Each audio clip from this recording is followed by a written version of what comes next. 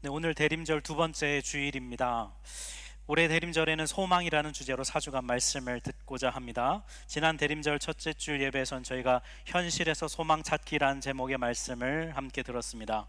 우리가 종종 이 땅에서 현실에서 소망을 찾으려고 애를 쓰지만 결국은 좌절하고 낙심하게 됩니다. 왜냐하면 이 땅에는 소망이 없기 때문이지요.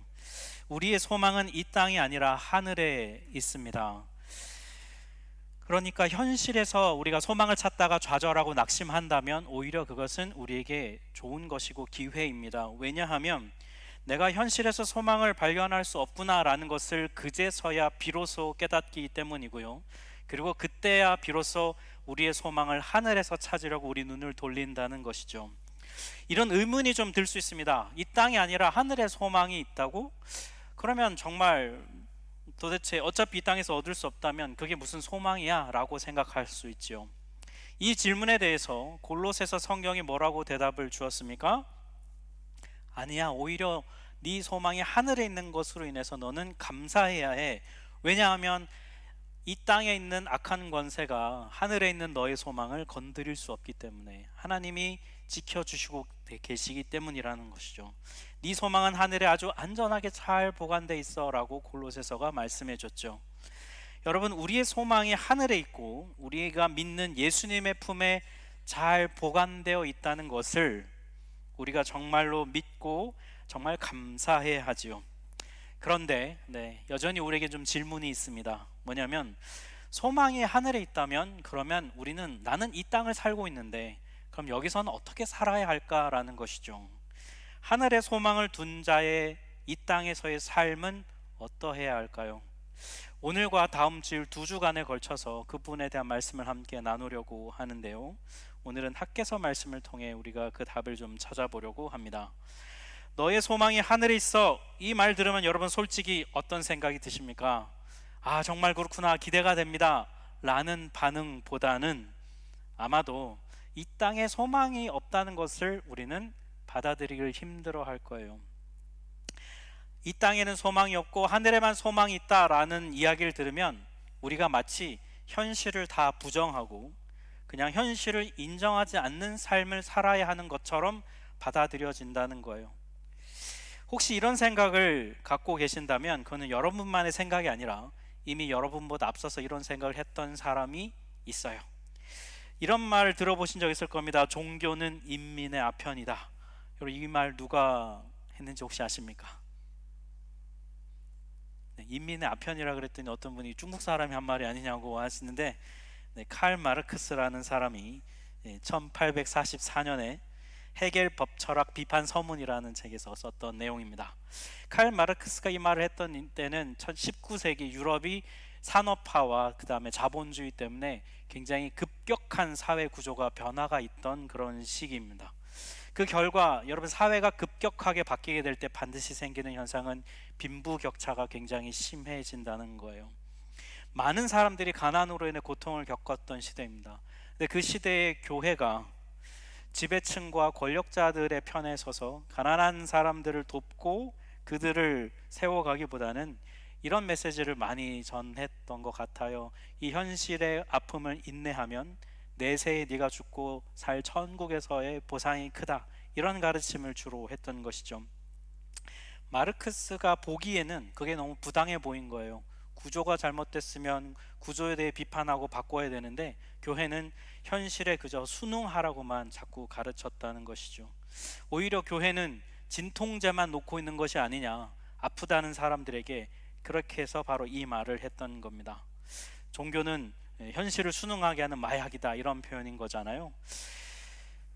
일종의 이것을 현실 도피라고 해석을 한 것이죠.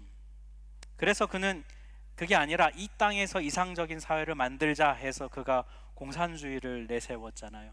하지만 그것은 이미 실패한 것임을 우리는 역사를 통해 보고 있고 잘못된 이상이라는 것을 우리는 알 수 있죠. 이 땅에 소망이 없어 라고 하는 성경의 가르침에 대해서 왜곡되게 이해하고, 그리고 또한 교회가 그것을 올바르게 가르치지 않은 결과였던 것이죠. 또 하늘 소망을 강조하는 걸 반대하는 또 다른 부류가 있는데요, 바로 상담 심리학자들 중에 일부가 이걸 반대합니다. 왜냐하면 하늘에 있는 소망을 강조하면 오히려 이 땅에 현실 부적응자들을 만들어낸다는 거예요. 이 땅에 소망이 없기 때문에 현실을 도피하거나 아니면 자신의 현실을 부정하고 받아들이기를 거부하는 현실 부적응자들을 만든다. 그래서 종교가 사람들을 치유하기보다는 오히려 부적응자를 낳는 부작용을 만든다, 이렇게 해서 반대하는 사람들이 있습니다. 아마 이런 비판은 오늘날에도 있을 겁니다.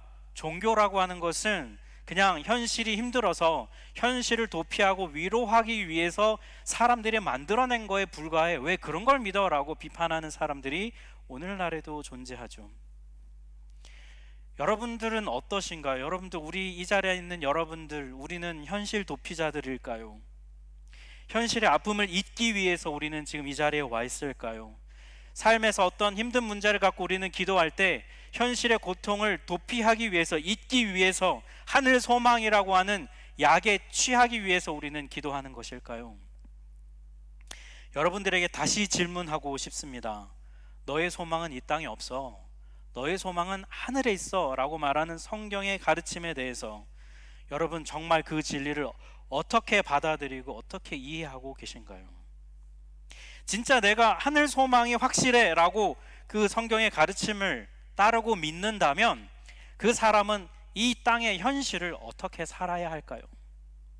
오늘 본문 학개서를 통해 우리가 답을 좀 보려고 하는데요, 오늘 이 본문의 내용은 제가 몇 주 전에 수요 찬양 기도에서 전했던 말씀의 내용인데, 그때 말씀을 전하며 주일 예배 때 이 말씀을 한번 다시 전하고자 하는 마음이 있어서 좀 다시 추가 개편해서 여러분에게 이 말씀을 좀 함께 나눕니다. 학개서는 구약 성경의 선지서입니다. 학개는 선지자의 이름인데요, 선지자는 유다 백성들에게 하나님의 말씀을 선포했던 사람이에요. 이 학개 선지자가 선포했던 메시지를 이해하려면 당시 시대 상황을 좀 이해를 해야 합니다. 제가 자주 설명을 드리지만 한 번 더 오늘도 설명을 드리겠습니다. 구약 성경에 나오는 이스라엘은 솔로몬 이후의 나라가 둘로 나뉩니다. 북이스라엘과 남유다로 나뉘죠. 북이스라엘은 주전 722년도에 아시리아라고 하는 대제국에게 멸망당해서 나라가 아예 없어져 버리고요, 남았던 남유다도 주전 586년도에 바벨론 제국에게 멸망을 당하게 되고 바벨론 각지로 포로로 끌려가게 됩니다. 그러다가 50년이 지난 536년 8년도가 되면 페르시아의 고레스 왕이 바벨론을 정복하고 잡혀와 있던 포로들에게 너희 고향으로 돌아가도 된다는 허락을 해주게 되죠.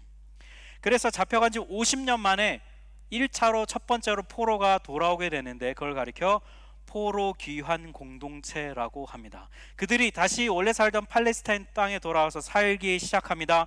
그들이 돌아와서 가장 먼저 한 일이 뭐냐면 성전을 다시 짓는 것이었습니다. 왜 성전을 다시 짓는 거냐면 이 성전이 상징하는 게 있어요. 성전은 하나님과 우리의 관계가 정상적이다, 문제가 없다, 관계가 회복되어 있다라는 것을 상징하는 장소이기 때문입니다. 그리고 이 성전을 다시 지으면 이 땅에서 우리가 다시 영광을 누릴 수 있도록 하나님이 도와주실 거야 라는 믿음이 그들에게 있었거든요. 그래서 성전을 다시 짓기 시작해요. 근데 현실이 녹록지 않습니다. 큰 두 가지 어려움이 있었어요. 첫 번째는 자신들의 생계를 유지하는 것에서 너무 바빴어요. 여러분, 포로에서 돌아온 사람들의 삶이 녹록지 않을 거잖아요. 그러니까 자기 살고 먹고 사느라도 굉장히 바쁘고 힘들고 어려운 현실이 있었고요. 두 번째는 이들이 성전을 짓는 것을 원하지 않는 주변 나라 세력들이 아주 극심하게 방해를 하게 돼요.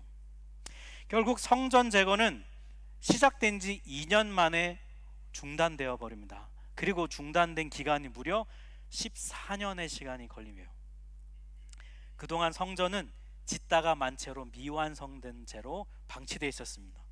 그렇게 14년간 내버려져 있던 상태에서 하나님의 말씀이 학개 선지자에게 임한 거예요.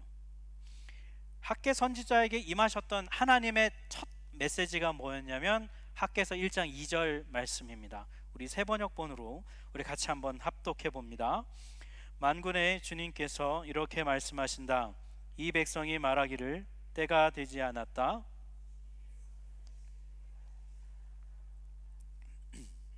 하나님께서 학개 선지자에게 말씀을 주신 목적이 뭐냐면 성전을 다시 짓는 거였어요. 근데 하나님이 보니까 백성들의 마음에 이런 마음이 있는 거예요. 아직 성전을 지을 때가 아니야 라고 생각하고 있다는 거예요. 백성들은 왜 이런 생각을 했을까요? 이어지는 4절과 6절을 보면 알 수 있습니다. 같이 한번 합독해 보겠습니다. 성전이 이렇게 무너져 있는데 지금이 너희만 잘 꾸민 집에 살고 있을 때란 말이냐? 너희는 씨앗을 많이 뿌려도 얼마 거두지 못했으며 먹어도 배부르지 못하며 마셔도 만족하지 못하며 입어도 따뜻하지 못하며 품꾼이 품삯을 받아도 구멍난 주머니에 돈을 넣음이 되었다. 성전 건축이 시작된 지 2년 만에 중단되니까 여러분 14년 동안 백성들은 어떻게 사는 거냐면 그냥 각자 먹고 살기 바쁜 자기 각자 도생하며 사는 겁니다. 그렇게 자기 생계를 위해서 자기 삶을 위해서 열심히 살았던 결과가 뭐냐면 하나님이 말씀해 주시잖아요. 손에 잡히는 게 없는 거예요. 이 땅에 현실에 만족을 두고 소망을 두고 열심히 노력해서 살았는데요, 만족할 수가 없는 거예요.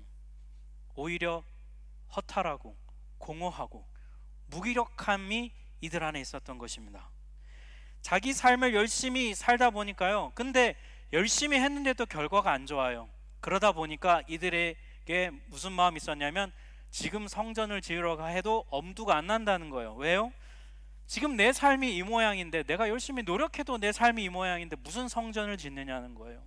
그러니까 좀 더 내가 열심히 노력해서 내 삶이 좀 안정이 되면, 좀 삶이 괜찮아지면 그때 성전을 지을 거야, 그때가 될 거야, 아직은 때가 아니야 라고 생각했다는 거예요. 이런 백성들의 마음에 대해서 하나님이 뭐라고 말씀하셨냐면 학개서 1장 9절에 이렇게 말씀하십니다. 같이 한번 합독해 보겠습니다. 너희가 많이 거두기를 바랐으나 얼마 거두지 못했고 너희가 집으로 거두어 들였으나 내가 그것을 흩어버렸다. 그 까닭이 무엇이냐? 나 만군의 주의 말이다. 나의 집은 이렇게 무너져 있는데 너희는 저마다 제 집 일에만 바쁘기 때문이다. 너희가 각자 지금 저마다 자기 일로 굉장히 바쁜데 분주한데, 그런데 한번 너의 삶을 보라는 거예요. 네가 그렇게 네 삶을 세우기 위해서 열심히 살았는데 네 손에 들고 있는 열매가 얼마나 되냐는 겁니다. 네 손에 얼마나 쥐고 있냐는 거예요. 가진 듯 하지만 실제로는 없지 않느냐는 거예요. 근데 그 이유가 뭔지 알고 있냐는 겁니다. 바로 내가 그걸 흩어버렸기 때문이다 라고 하나님이 당당하게 말씀하고 계세요. 이게 지금 무슨 뜻일까요? 그 앞에 나오는 학개서 1장 8절을 보면 하나님이 말씀하시는 참 목적이 있습니다. 너희는 산에 올라가서 나무를 베어다가 성전을 지어라. 그러면 내가 그 성전을 기껍게 여기고 거기에서 내 영광을 드러내겠다. 여러분, 이 8절과 9절을 통해 결국 하나님이 하시고 싶은 말씀이 뭐냐면, 하나님은 삶의 우선순위에 대해서 말씀하고 계세요. 지금 네 삶의 성전이 무너져 있다는 거예요. 그런데 너는 너의 진로를 위해서, 네 학업을 위해서, 네 생계를 위해서, 직장을, 가정을, 네 통장 잔고를 위해서 그걸 세워보려고 그렇게 열심히 노력하고 있는데 그 결과 네가 얼마나 손에 쥐고 있냐는 겁니다.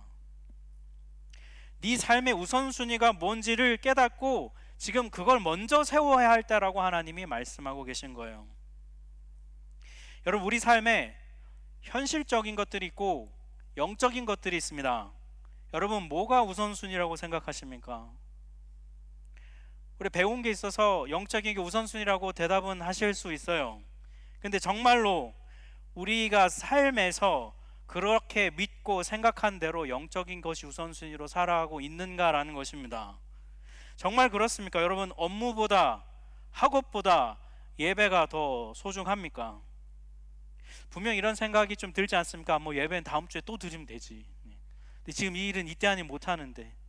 사실도 그래요. 맞아요. 그런 부분이 있지요. 근데 여러분, 그런저런 이유로 예배를 소홀히 하게 되면 그 사람은 단순히 예배만 우선순위에서 미루는 사람이 되지 않을 거예요. 분명히 삶의 다른 영역에서도 자기가 중요하게 여긴 걸 우선순위에 올리고 하나님을 뒤로 미룰 겁니다. 영적인 걸 무시하고 현실의 이 땅의 소망을 선택하는 것이죠. 이 땅의 소망을 우선순위에 두고 하늘 소망을 뒤로 미룹니다. 그러면 어떻게 되냐면 하나님 말씀하신 대로예요. 결과는 손에 쥔 듯한데 돌아보면 없다는 거예요. 내가 분명히 열심히 노력해서 이만큼 있어야 되는데 돌아보면 그렇지 않은 우리 삶을 발견하게 된다는 거예요. 왜요? 하나님이 흩으신다는 겁니다. 하나님은 왜 내가 노력한 걸 흩으실까요? 이 땅에 소망을 두지 않게 하기 위해서. 내가 계속 뭔가 노력해서 차곡차곡 쌓이면 이 땅에 자꾸 소망을 두는 우리 본성을 아시기 때문인 겁니다. 하나님 그거 가르쳐 주시려고 많은 걸 허락하지 않으시는 거예요. 사랑하는 여러분, 이 원리를 여러분 삶에 반드시 기억하십시오. 현실의 삶이 어렵고 고달프고 힘들어도 하나님 우선순위를 미뤄서는 안 돼요. 여러분, 현실의 삶의 어려움은 우리가 열심히 노력하고 애쓰잖아요. 그런다고 해서 막 극적으로 그렇게 좋아지지 않습니다. 우리는 그런 세상을 살고 있지 않아요. 금방 나아지지 않습니다. 거기에 모든 내 에너지를 다 쏟고 시간을 쏟아서 열정을 쏟았고 허비하거나 하나님을 놓치잖아요. 그러면 결과는 현실도 그냥 그럭저럭 그 모양인데 하나님도 없는 그런 삶을 살게 되는 거예요. 이게 바로 학계 선지자 시대의 백성들의 삶의 모습이고 오늘날 우리의 모습이에요. 무엇이 우선순위인지를 다시 깨달으십시오. 내 삶이 좀 뻑뻑하고 버겁고 바쁘고 분주해서 성전은 나중에 좀 세워도 되겠지, 아직은 때가 아니야 라고 생각한다면 틀린 것입니다. 성전을 먼저 세워가야 하는 거예요. 그래야 우리의 삶의 우선순위가 올바로 잡힙니다. 그래야 하나님이 주시는 복을 누릴 수 있어요. 여러분, 삶의 우선순위를 조정함으로 이 복을 누린 여러분 되시길 정말 축복합니다. 여러분, 학계 선지자의 말씀을 듣고요, 유다 백성들이 정신을 차렸어요. 그렇구나. 성전을 다시 짓기 시작합니다. 스룹바벨과 대제사장 여호수아가 이들도 힘을 내어서 백성들을 독려합니다. 14년 만에 다시 성전을 짓기 시작해요. 그런 그들을 향한 하나님의 마음이 뭐냐면 학개서 2장 4절에 보면 하나님이 이렇게 말씀하십니다. 스룹바벨아 힘을 내라, 여호수아 대제사장아 힘을 내라, 백성들아 힘을 내라. 하나님이 3번이나 막 격려해 주시고 막 위로해 주세요. 힘내라고, 화이팅. 하나님이 이렇게까지 강하게 격려해 주시는 이유가 뭘까요? 고합 3절이 그 이유인데요, 우리 3절을 같이 한번 합독해 보겠습니다. 너희 남은 사람들 가운데 그 옛날 찬란하던 그 성전을 본 사람이 있느냐? 이제 이 성전이 너에게 어떻게 보이느냐?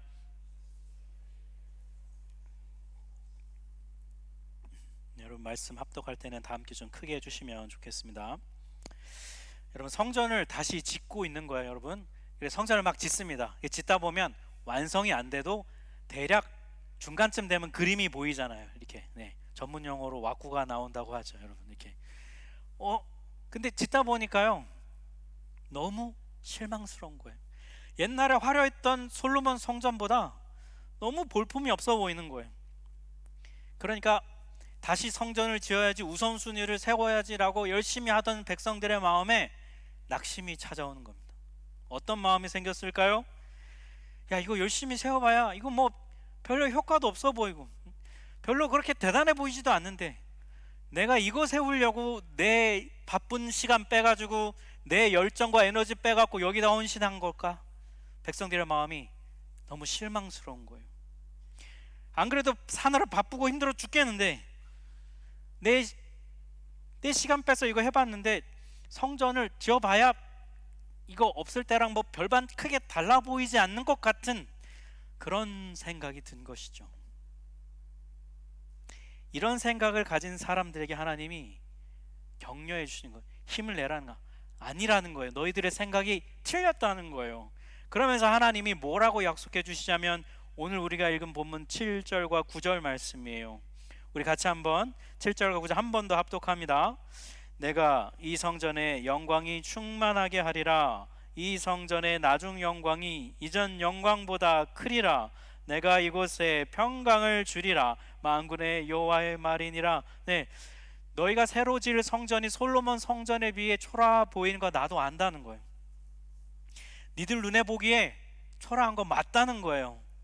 그런데 너희가 지을 초라한 그 성전에 내가 영광을 주고 내가 평강을 주겠다.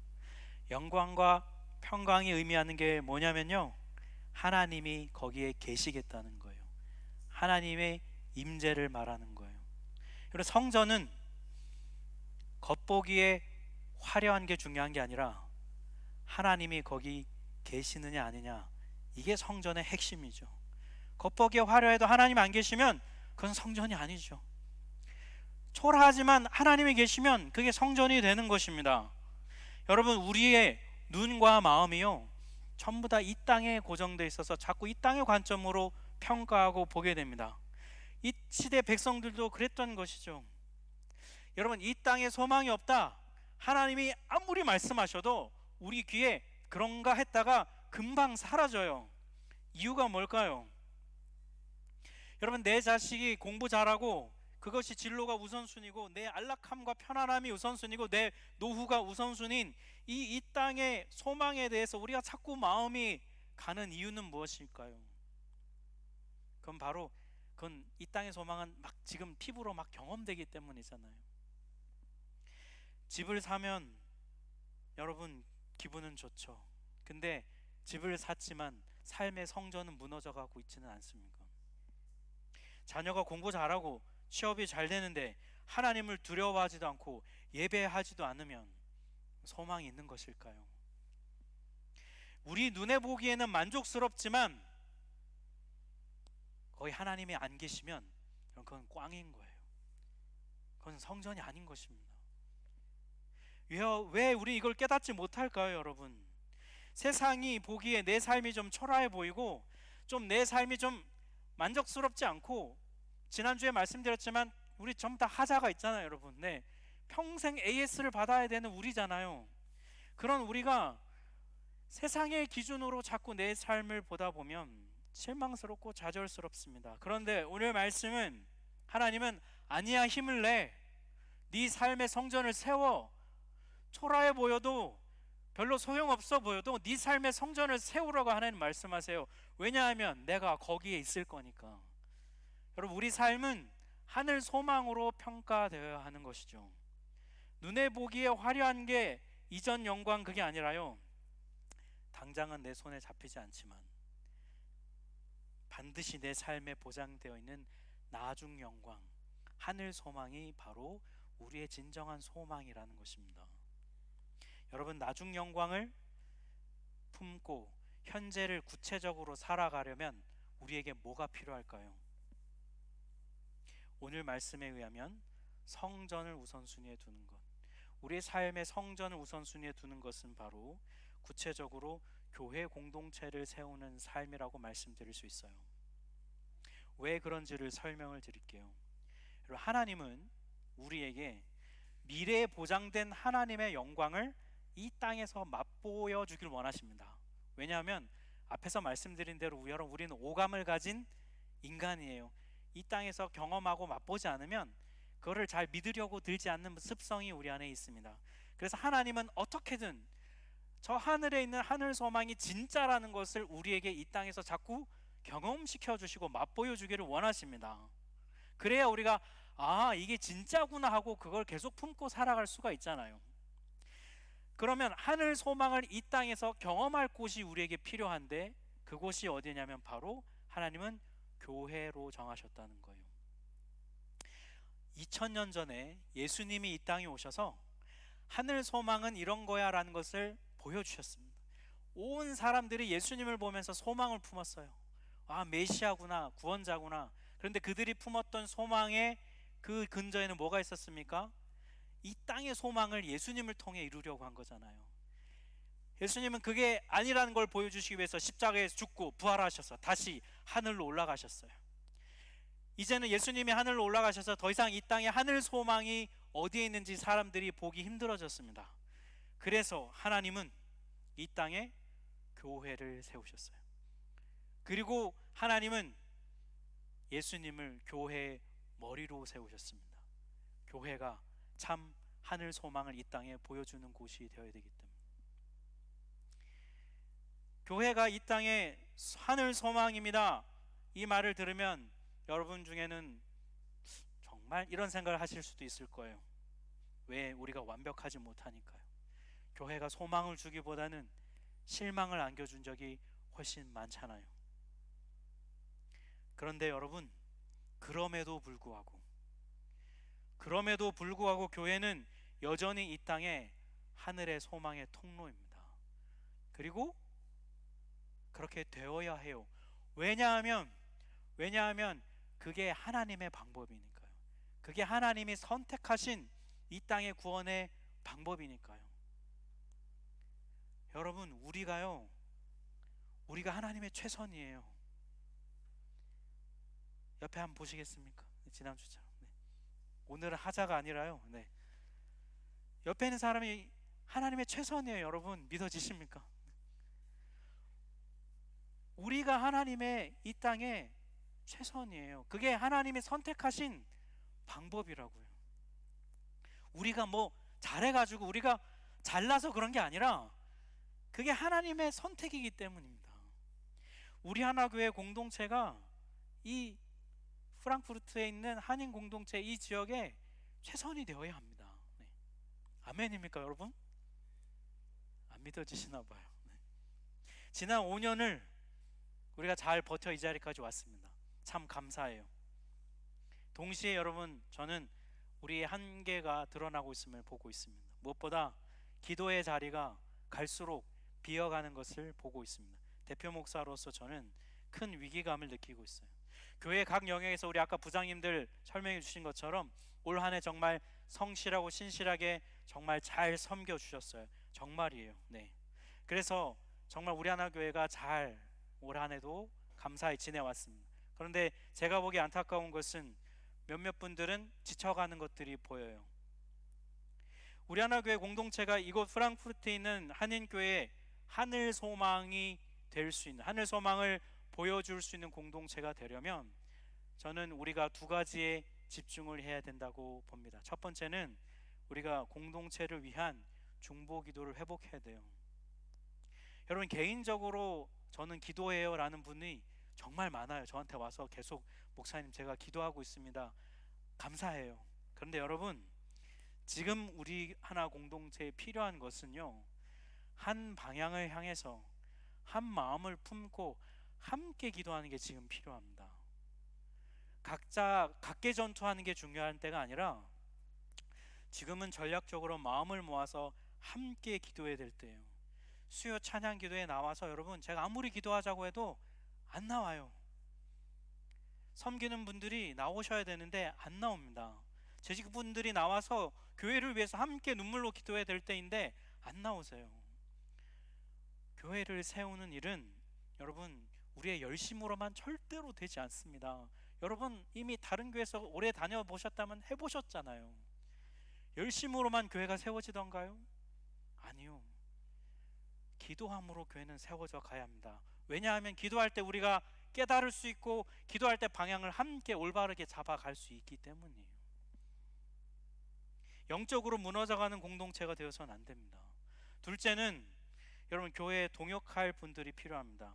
등록교인이 200여 명이 넘어가요. 예배 자리 오니까 막 이렇게 여러분들이 앉아 있고 부장님들 나와서 막 발표하고 이러니까 내가 안 해도 잘 돌아가네, 이런 생각을 하실 수도 있어요. 근데 깊이 들여다보면요, 몇몇 성도님들이 이미 2개, 3개 막 섬기고 계셔서 이 자리까지 여러분 오고 있는 거예요. 제가 보기에 지금처럼 기도하지 않고 지금처럼 몇몇 분들이 지쳐서 섬기면 2년만 더 가면 우리 하나교회 공동체는 굉장히 힘든 공동체가 될 겁니다. 여러분이 이 교회를 사랑하고 아끼신다면 부서 사역에 함께 여러분 동참하셔야 돼요. 작은 섬김이라도 짐을 나눠질 때 교회는 함께 세워져 갈 수 있어요. 소수만 죽도록 섬기다가 탈진하는 곳이 교회가 되어서는 안 됩니다. 사랑하는 여러분, 이 땅에 소망을 두려는 우리의 습성이 우리에게 남아 있습니다. 하늘 소망 품어야지 하지만 여러분 분명히 자고 일어나서 다음날 하루를 시작하면 어느샌가 이 땅 소망을 향해 달려가고 있는 나를 발견하게 될 거예요. 그게 우리 습성이거든요. 그런 우리에게 아니야, 다시 오실 예수님이 참 소망이야, 너의 소망은 저 하늘에 안전하게 있어, 그분이 다시 오셔야만 모든 것이 새롭고 온전해질 수 있어 라는 그 메시지를, 하늘 소망이 있다는 것을 확인시켜 주는 곳이 바로 교회 공동체입니다. 우리의 삶에 무너져가는 성전을 다시 세우고 올바르게 우선순위를 바로잡게 해주는 곳은 교회 공동체입니다. 하늘 소망이 가능하게 하는 곳이 교회 공동체입니다. 그래서 여러분, 온전하지 않아도요, 좀 흠이 있어도요, 문제가 있어도 포기하지 않고 다시 온전히 세워가야 할 곳이 바로 교회 공동체입니다. 하나님은 이것을 우리의 최선으로 선택하셨습니다. 그러니 사랑하는 여러분, 우리 하나 교회 공동체가 그런 하늘 소망을 이 땅에 전해주는 곳이 되도록 우리가 함께 기도합시다.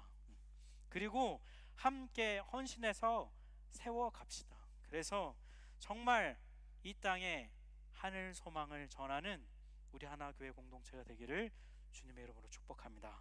우리 함께